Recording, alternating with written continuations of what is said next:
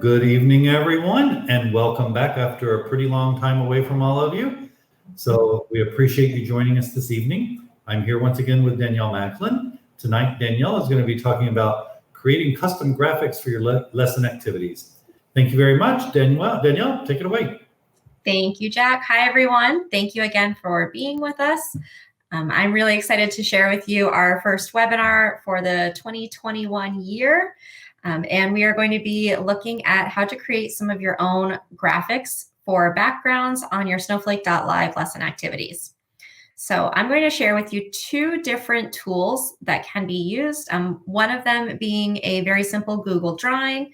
I know most districts utilize Google in some form, and since Google Drawing is really user-friendly, it's an easy place to start. And then we will look at another tool, the online site called Canva, where you can do a lot of customizations with creating different graphics for a variety of different platforms. And it's a really good place if you want to do some more in-depth and detailed background graphics. So I'm going to start by sharing with everyone a Google drawing. So here I have just a basic Google drawing. This is just opening it from my Google Drive, already set to its own dimensions. And I'm going to walk everyone through the step of how to take this blank piece of Google drawing and turn it into a background that you can use for a snowflake.live lesson activity. We'll also talk a little bit too about how to create a background for the tiles or like the little cards that are embedded within a snowflake lesson activity. So the first thing I do when I set up my Google drawing is I need to make sure it is the correct dimensions. And if I'm using this for a background, I need to select page setup, and I need to change the dimensions. You can see this is our standard. This is just what automatically opens. I'm going to customize my dimension. And I'm going to customize it into pixels. And our backgrounds operate at a 1920 by 1080 pixel. So that'll change the size of the background. You can see we've got it a lot longer. So this will read really well if you're using it on your interactive panel, if you are for in-person instruction, or if you are using snowflake.live to send lesson activities to your students, or to do it as station rotations, or do anything in a remote model. If you're screen sharing, it'll look really great on either platform. So with this background, a few different ways that you can add in different graphics and images. I'm going to start by right-clicking, and I want to change from this clear background or transparent background to something a little more specific. And I can do that by selecting background. So I did right-click, select background, and I can select a solid color. So we see our standard Google colors. I can also customize. I can add in my own hex numbers to get a particular color I'm looking for. Or I can set a gradient. And again, I can also customize that. So I can add in different color scales. I can change those. Let's do maybe red and purple, and then add in a few more steps along the way. So now you see as I'm adjusting and changing, this preview is going to give me my background, and I can change linear to radial. And I can also change the angle, the direction of where I want this to be coming from. And then now you can see I have this really bright, colorful background. I also have the option, instead of doing a background that is solid or a gradient color, I'm going to go back to transparent. I can also pull in an image to use as my background. And I can do that with simple copy and pasting from an image that I've already opened. Or I can go to Insert, and I can select an image. And I can either upload something that I've already saved from my computer. I could bring in something from my Drive, my Google Photos, or by a URL. Or if I really wanted to terrify my students, I could open up my webcam and maybe add my own picture as the background, which I'm not going to do that, but it is an option. In this case, though, I'm just going to search the web for an image. As you can see, as I was playing around earlier, I'm going to search for something related to space. So I'm going to use this background to build an arrange lesson activity. So I want to pull in something kind of fun and celestial space background. So I've searched for it. I dragged it over. I could also hit select and then insert at the bottom, but I find dragging and dropping works pretty well. So I'm going to scale this to size so that it fits my background. The thing I really enjoy about Google Drawings, let's move that out of the way, is as I'm scaling an image, it will show me little guidelines. So you can see as I'm getting close to the edge, it's showing me that I'm on that edge, I'm on that red line. And if I go beyond, it's not going to be part of that image, that view. So here I have my background. And since I want to do an arrange activity about space, I'm going to do something about the planets. So I'm going to go back to insert, and I'm going to use image again. And again, I'm going to search the web, and I'm going to search for planets. And I want to search PNG. By searching PNG, I will have a transparent background, so I won't have something with a solid background. Here we have a whole bunch of planets. I'm going to take this one. And again, I'm dragging over and dropping. And now I can scale my planets to size. The other really great feature too, let's say I was using individual images of each planet. So these you can see are a little pixelated around the edges. So maybe I want to find individual pictures of each planet and add those in one at a time, which totally would work. One of the really great features with doing that, and I'm just going to add in a couple of shapes to demonstrate.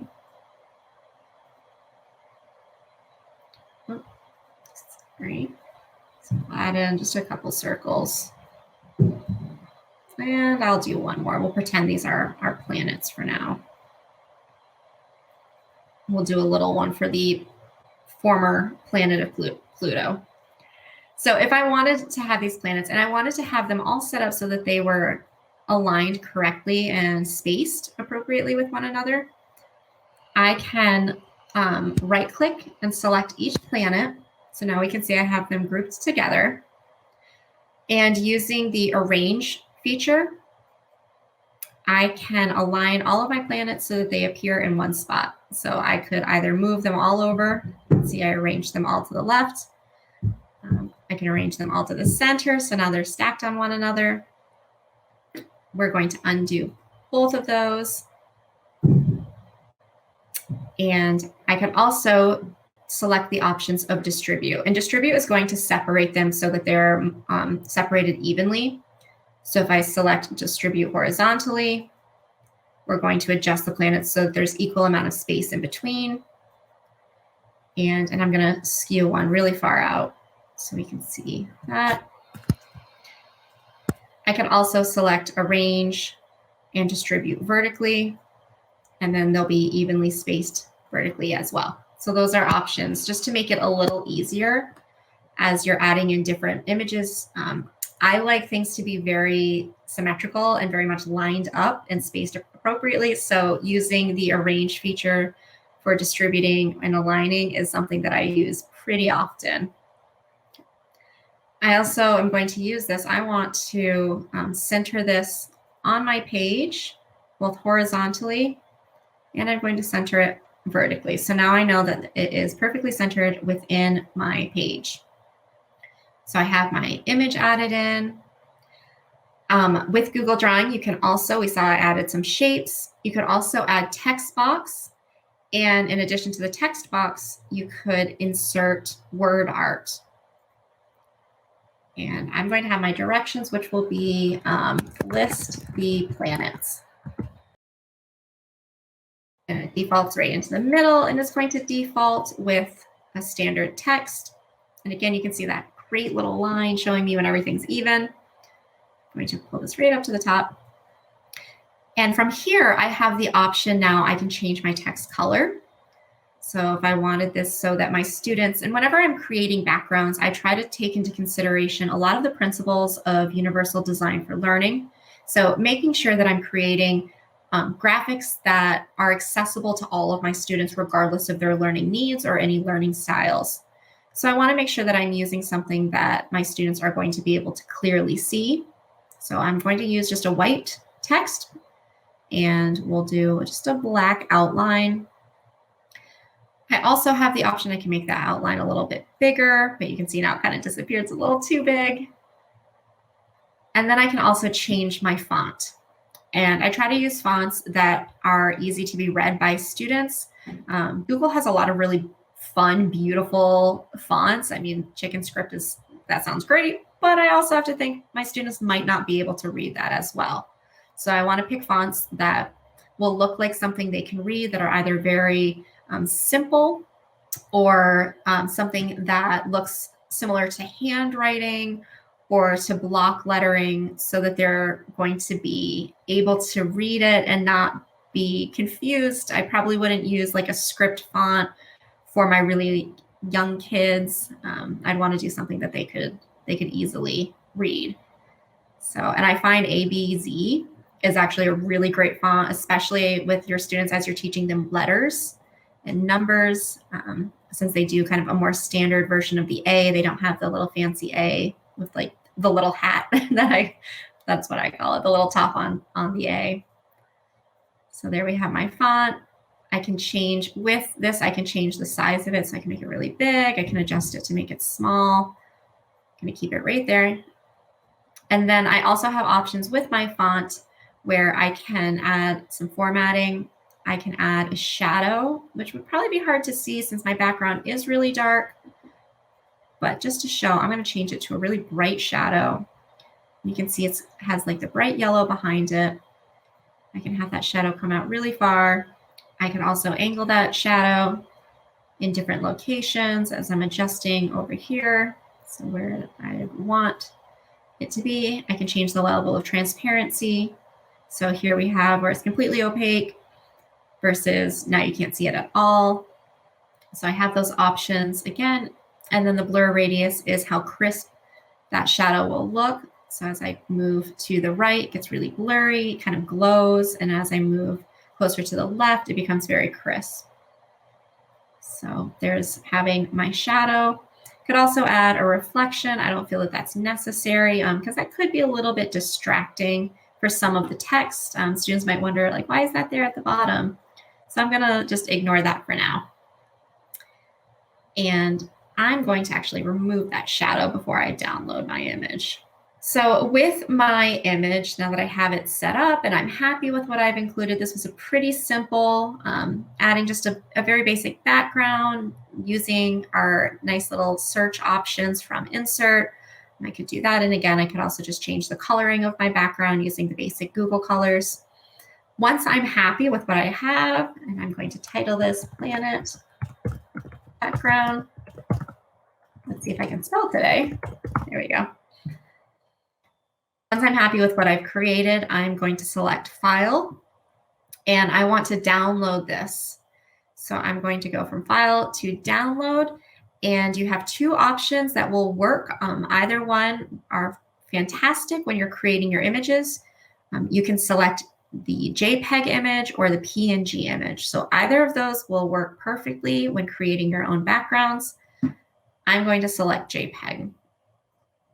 So I'm downloading, and I'm not sure if you can see my download screen, but now I have my background image saved as a JPEG, and I'm going to move over to Snowflake. All right, so with my Snowflake, I have my started lesson. I'm going to edit this lesson. This is a simple arrange activity. And again, back to my start screen of inputting my information. And I wanted that background to be the whole background for my screen. So from here, I'm going to select under the customizations on the right side, I'm going to select background, and I'm going to pull in the background that I just created. Now, since I downloaded that as a JPEG, it has saved onto my computer, but I could also, had I saved it in my Drive, I could pull it up from my Google Drive or from my OneDrive account.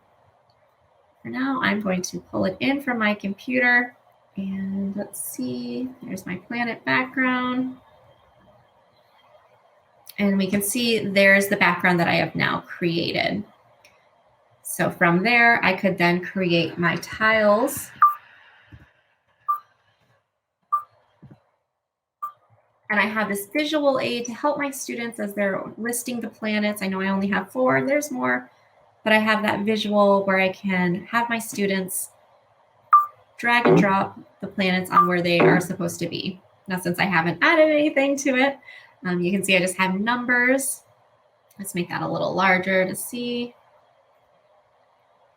There we go. So now I have my number screens, and you can see they go in order. I can also adjust, I can move these around. So if I wanted to swap the order of those, or if I wanted to change the spacing on my arrange, I could move my planets so that they are spaced however I choose to do.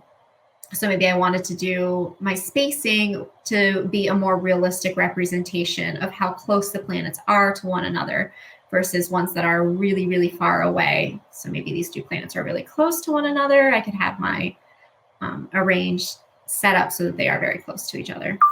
For now, let's keep them kind of evenly spaced because, like I said, I like when things are symmetrical and even.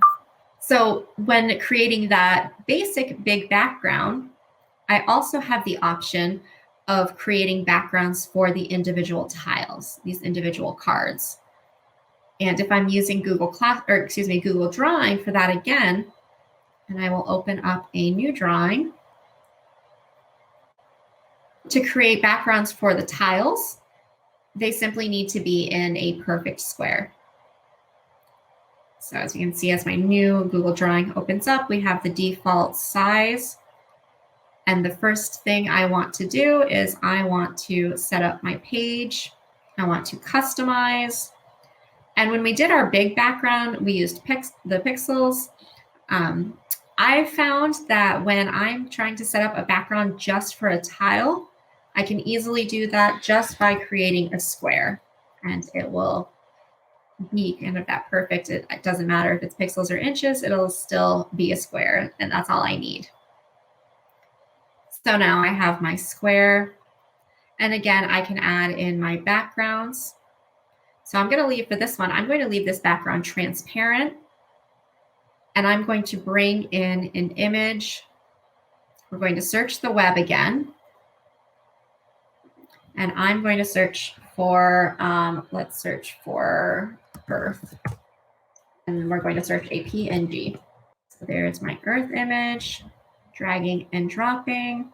So as that's loading, we can see my background is still transparent. So for this one, as I'm saving it, and I know I should capitalize, instead of saving this one as a JPEG like I did for my overall background, I'm actually going to save this one as a PNG image. And I'm going to have that background be one of my tile squares. Now, saving that as a PNG, and I know Earth is not the first planet, but I'm going to put it there anyway. So I'm going to bring that in. On my tile, I'm going to have just the picture of the Earth. So you can see it's just the circle. So here we have, it's just the circle. And then the card tile background is going to change every time the game is played. So the background is just similar to what you would see here for the backgrounds.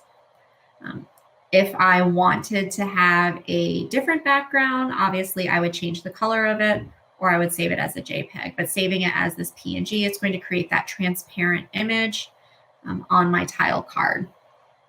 So that's how you can use Google Drawing to create your backgrounds, as well as creating the backgrounds for the individual tiles.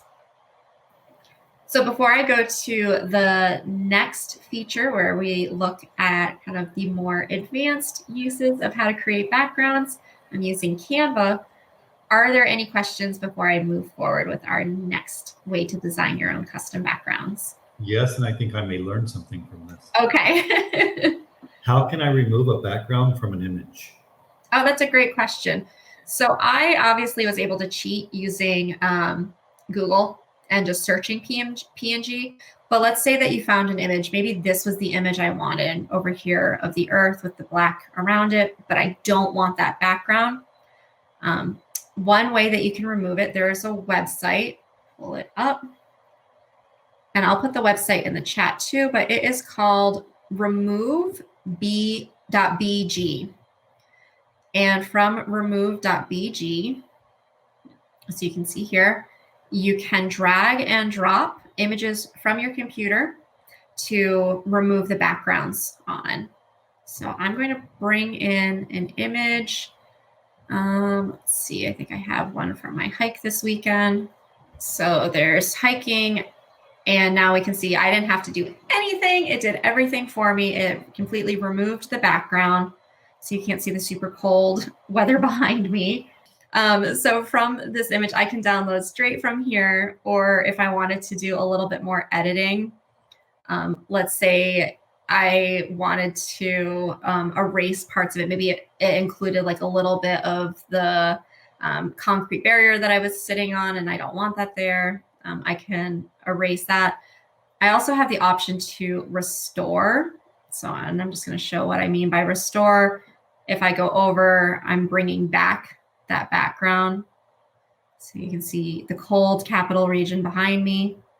And if I'm ever unhappy with anything I've done, I can just remove it piece by piece. So we can get rid of all that winterness. Not that you can't tell that it's winter without my crazy parka and snow outfit. And then when I select download, it is automatically going to download that image as a PNG. So it's taking that picture. It's going to save it with the same title, but instead of it being a JPEG that was on my computer, it's going to save it as the PNG. And then I can, let's move this earth out of the way. I can pull that into any of my Google Drawings or any other features that I'm working with.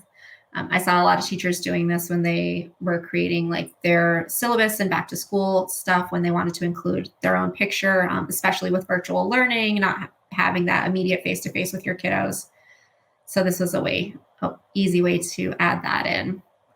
So, and again, I can download this image as a PNG or as a JPEG, and now I can have my image as part of my tile background on my snowflake.live lesson activity.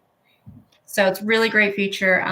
I've had a lot of fun with it. I made my Christmas cards using the remove background filters, and I made a fun birthday card for my mom with my cat on it. So it's just kind of fun to like quickly get rid of all of that background stuff and just have whatever image you want in the forefront. So hopefully that answered. So the website is remove.bg. All right. And I have another question asking, is there a way to get videos on the background? There is a way to get videos on the background, but not on the big background that students would be seeing on the screen. But you can put in videos on your individual tile cards. And one place to go for that, I'm going to open up Pixabay. Pixabay is a website that has tons and tons and tons of free images. I know I've referenced it before in other webinars that we've done.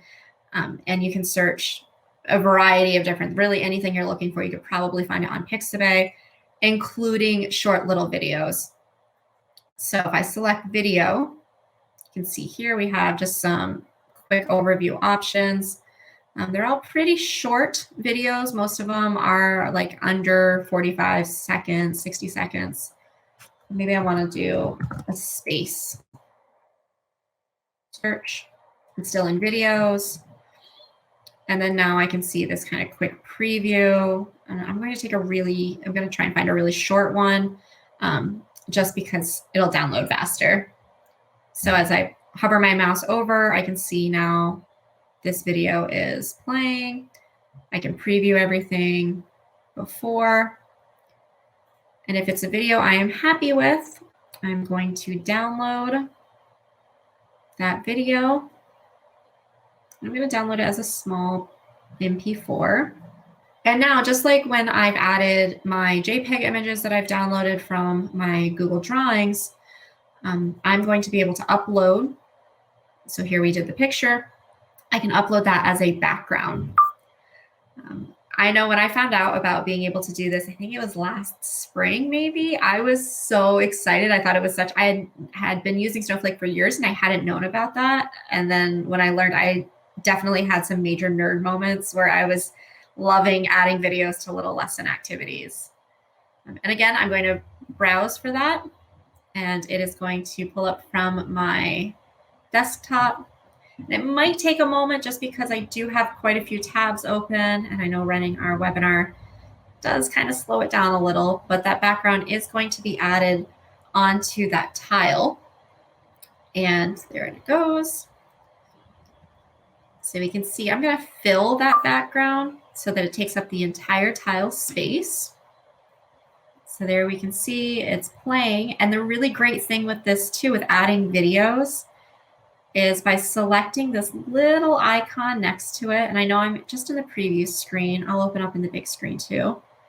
It now has opened the entire video to take up the whole page. So then my students can focus in on that one video instead of seeing it just as the little tile. So if I were to play this lesson activity, so we can see there's the little preview, there's my video playing in the background. And then by selecting this image in the top right, I can now make that video a full screen. And then just by clicking anywhere on my screen, it returns back. So it's a really great way to add an extra part of an engagement strategy, something that students would just kind of really be drawn to and could absolutely enhance the lesson. You know, I'm thinking like if you were doing a lesson on maybe water going from liquid all the way through to like the process of becoming like a cloud, like the water cycle. Having little videos to illustrate kind of each part of that would be a fantastic way to help students, especially students who need maybe a little extra scaffolding to see something in order for it to make sense. Danielle? Yes. We have another question that's come in. Sure. That's asking, how do you get Bitmojis to be on an image? Oh, I love Bitmojis. I love them. So I saw with back to school this year, I saw there was like this huge movement for those like Bitmoji classrooms that so many teachers were making. And it seems like it's definitely a popular trend having your Bitmoji kind of like your signature in your classroom. So of course I had to find more about Bitmojis, and there is a Google extension. So if I go to the Google Web Store, so here I'm at the Chrome Web Store, and I can pull in Bitmoji. So if you have not installed this extension, it's super fun. It allows you to just add Bitmojis to like everything. You can add them to your emails. You can add them to any of your docs. They're always accessible. So you can just select here. I've obviously already added it, and then it'll appear up here in your extensions. So if I go back to my Google Drawing, by selecting my Bitmoji extension, it is going to pull in all of my Bitmojis. I can search for a Bitmoji. So there's this nice fun little space Bitmoji, and then I just drag and drop. Since I was working on a document, I just want to add it in.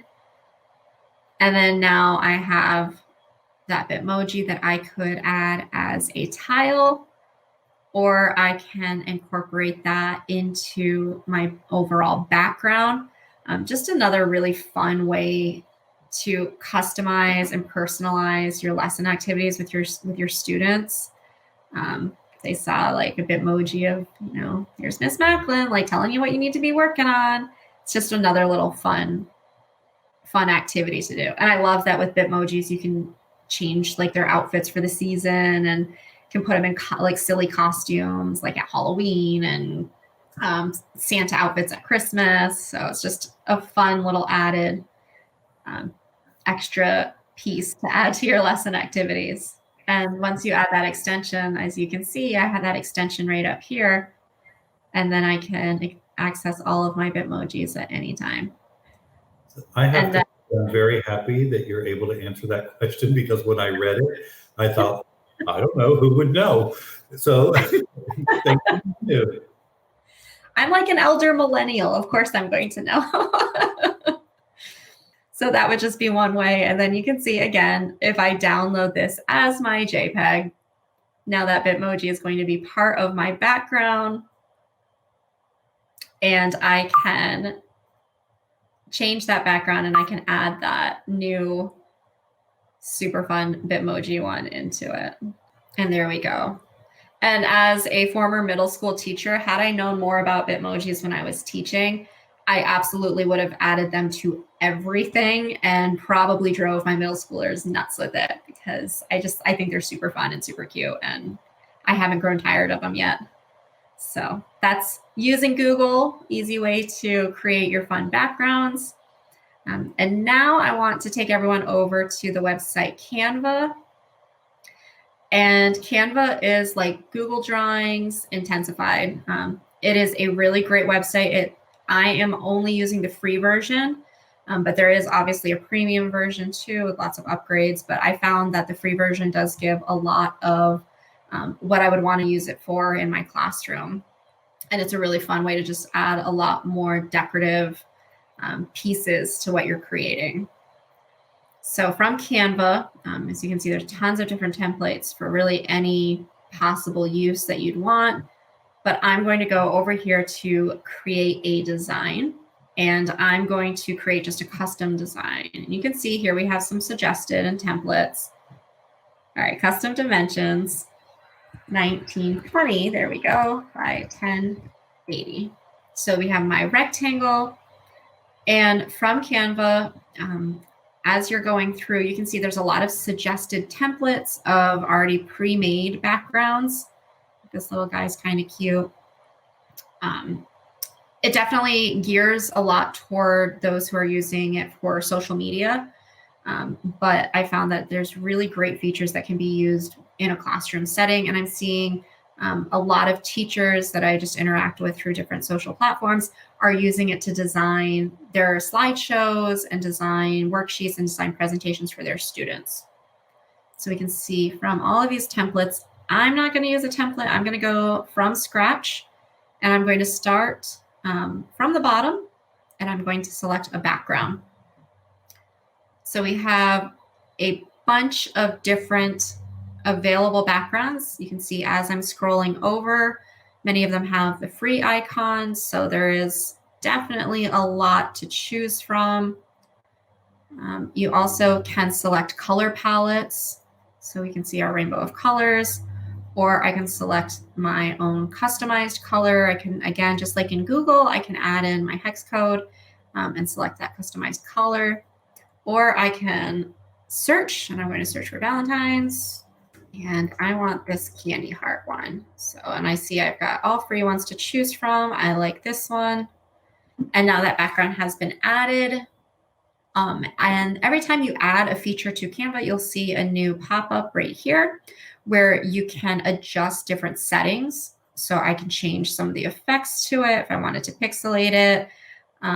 If I wanted to, do this like bad TV look to it, or kind of change any of the colors. I can just edit a little bit more with that. I could throw it through a filter. I can adjust the color scale of it. I could crop it, but I'm happy with where it is. I could also flip. So if I wanted to read that way, or flip vertical. So you get the idea. So kind of similar to what you can do throughout Google. They just have a little bit more as far as the effects and the filter. And then, which I haven't used either of those too much, just because I try to be very mindful, like I said, of creating for, with this idea of like the universal design for learning. So I don't want anything that's a little too distracting. Like this might be a little bit busy, but I'm going to add features to it that hopefully don't have my students focusing too much on all of what's happening here.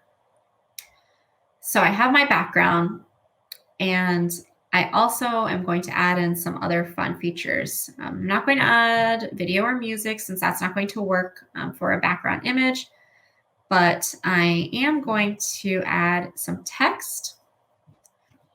And this is where it's really fun with Canva. They have a huge variety of font, and there's huge font combinations kind of already preset. So if I were creating something and I found a font that just looked super fun, I could select that font. And again, you'll see there's so many free ones available. There's also really, really great fonts available in the paid version.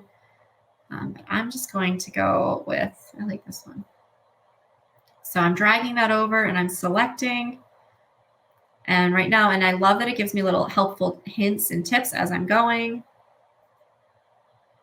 So I have that font, and I don't want it to read thank you. I want it to have directions for my students. So by double clicking, I can then change the text of this. So I might, and we can see they're not grouped together. I could also change that script if I decided, oh, I don't really like that one. Let's try a different font. Changes the font style a little bit. I can change the size. I can also add in text color. So if I wanted this to be a different color, I had the option to do that. And then, and again, I can make it bold or italicized depending on the font type itself.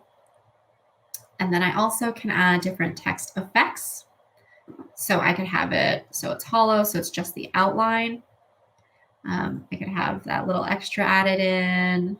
So it's just kind of fun little extra things to add to that text. I can curve my text. So you have a lot of different options of how to design and how to set up just one very simple font. And that's choosing one of the fonts that is the pre-selected format.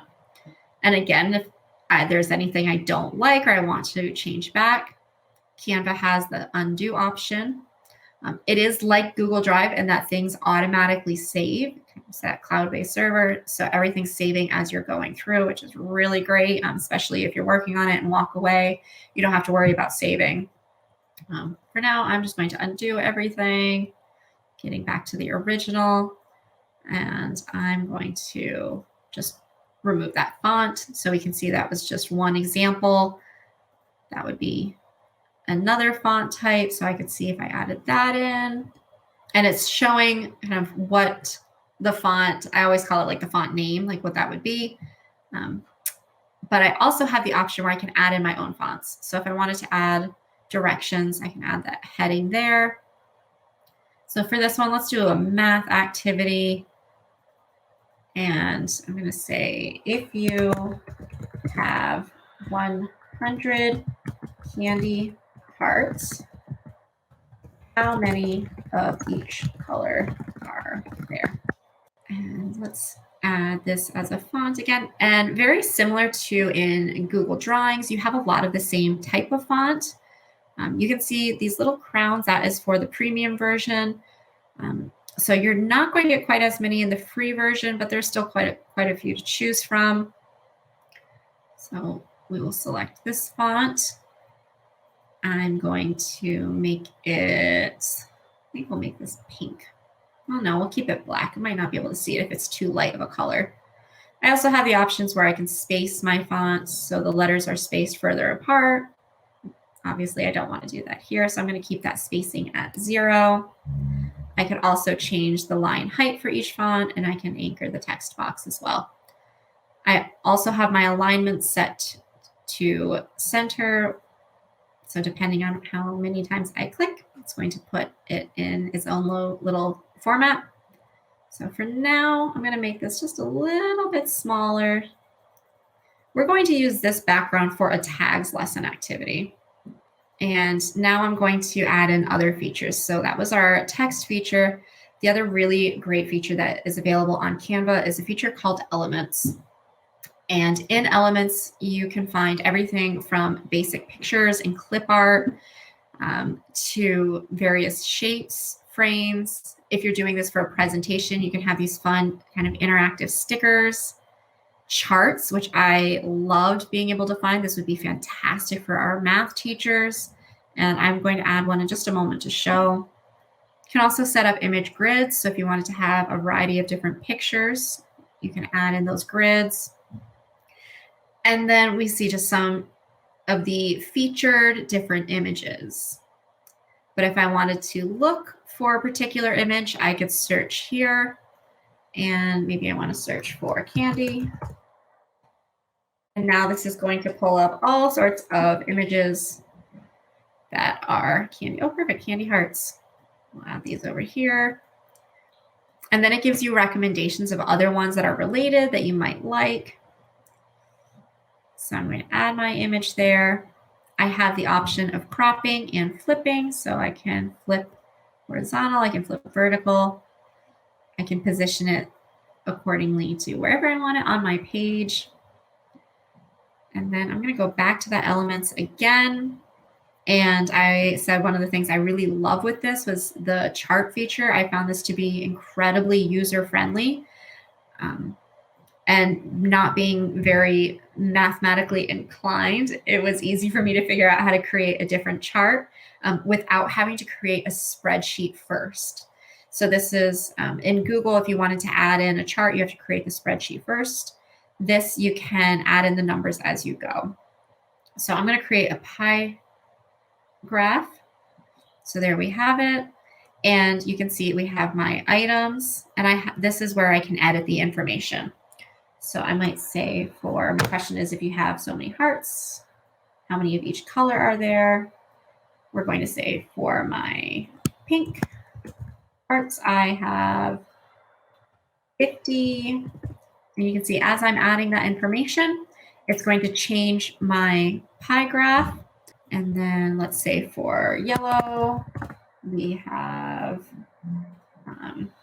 20, green, we have 10, and we'll say red, we have 5, and then blue, we also have 5. So now I have my pie chart divided up. Did I do that out of 100? No. We need more. See, I told you I wasn't mathematically inclined. Let's add in a couple more. So there we go. There's my pie chart. And I'm not crazy about this color. So I have the options to edit that, where I can select, by selecting this little color icon here, I can change the color scheme of my chart.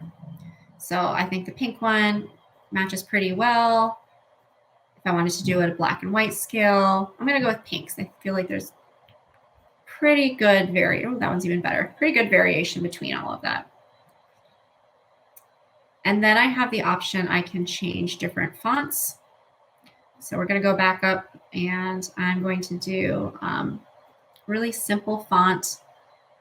I'm going to make that a little bit bigger, so now I can see that font better on my image. And we'll scooch this one over a little bit. So we're going to use, like I said, we're going to use this background for a tags lesson activity type.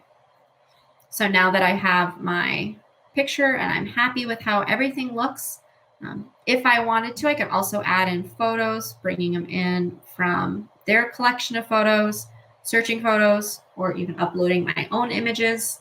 If I wanted to bring in that Bitmoji, I could use my Bitmoji extension and I can drop that in as well. But I think we're going to leave this as it is for now. I think this looks pretty good. And I'm going to title it. So call it just hearts for now. And now I can download this. So very similar to creating in a Google Drive, but with a lot more features and options. I'm going to download this as a JPEG. And again, I could do it as a JPEG, I could do it as a PNG. Either one will work for my backgrounds. And then now if I go back to my lesson activity, we'll create a new one for this. I said I was going to create a tag. So I'm going to use this as the background for my tags lesson activity, where you drop the pin on a particular location. So I'm going to take this image and I'm going to make that the image I just created in Canva, and I download. So it's going to be on my computer. There's my hearts. So now I have my background as the image I just created. You can see the clarity is really great. I have my text questions around the edges, and then I can drop my pins. So there's my one. So obviously this would be with correct math problems and math numbers. My students would have to figure out how many of each color there were. So I can add that information to my pin. And then now I have this as my background. I could do this, and then I could create my own background for the entire lesson activity, or I could use any of the Snowflake lesson activity templates that we already have created for you. So that might get a little busy with this being really busy for my students, but that's just a fun. My students loved the candy one. So just another fun background that you can add. We'll simplify just to see it a little more clear. And then now we can see as we play that lesson activity, that background tag that I created has all of the information, really clear, very good quality of the graphic. So this would be fantastic, regardless of if you're showing it on your interactive panel in the classroom, or if you are having students use it as part of remote instruction, or if you're using Snowflake.live in your classroom and students are working on their Chromebooks or iPads or really any web-enabled device, they will still be able to see all of this image as well. So that was a lot of stuff today, a lot of different ways to create your own customized backgrounds. So I'd like to take some time and see if there are any other questions, anything else I could help assist with. I'm going to wait just 1 second and see if anything comes in. I think we've answered all of them as of now. There were a couple that came in that they then said, thank you, you just answered. So I think we're good. So Danielle, thank you for a very informative evening. And for everyone that joined us this evening, thank you for dropping in. We hope to see you next month. Have a wonderful month. Bye. Bye, everyone.